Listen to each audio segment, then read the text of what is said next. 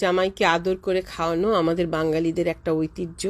শ্বশুরবাড়িতে জামাই আদর হবেই, এটাই স্বাভাবিক। আমাদের সমাজটাই এরকম, শ্বশুরবাড়িতে বউয়ের এই ধরনের আদর হয় না। তো যাই হোক, আম্মা জামাইয়ের জন্য পিঠা বানাচ্ছেন। এই ভিডিওটা হচ্ছে আমাদের বাংলাদেশে লাস্ট বাংলাদেশ ভিজিটের সময়ের তোলা, দেরিতে আপলোড হচ্ছে।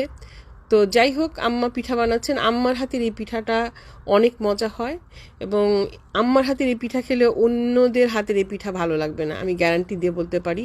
এবং এই পিঠার কারিশমাটা মনে হয় পুরের মধ্যে। আর আরেকটা ব্যাপার হচ্ছে যে আম্মা এত সুন্দর করে তার হেল্পিং হ্যান্ডকে রুটি বানানোটা শিখিয়েছেন। পাতলা পাতলা হয় ঠিক, কিন্তু একটাও ফাটে না। অনেক সময় হয় না যে পাতলা করে বানালে তেলের মধ্যে ফেটে যায়, কিন্তু আম্মারটা ফাটে না, আস্তে আস্তে থাকে এবং বেশ মজা হয়। তো উনি জামাইয়ের জন্য অনেকগুলো বানিয়ে রাখছেন, যাতে করে মানে বড় জামাইয়ের জন্য, আমার হাজব্যান্ডের অনেক অনেক পছন্দের পিঠা।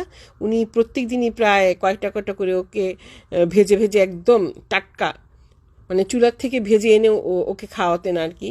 তো বেশ মজাই লাগতো, তার সুবাদে আমরাও কয়েকটা পেতাম।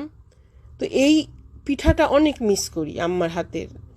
তো দেখেন, আম্মা পিঠা বানিয়ে রেডি জামাইকে খাওয়াবে বলে, মচমচা তাজা।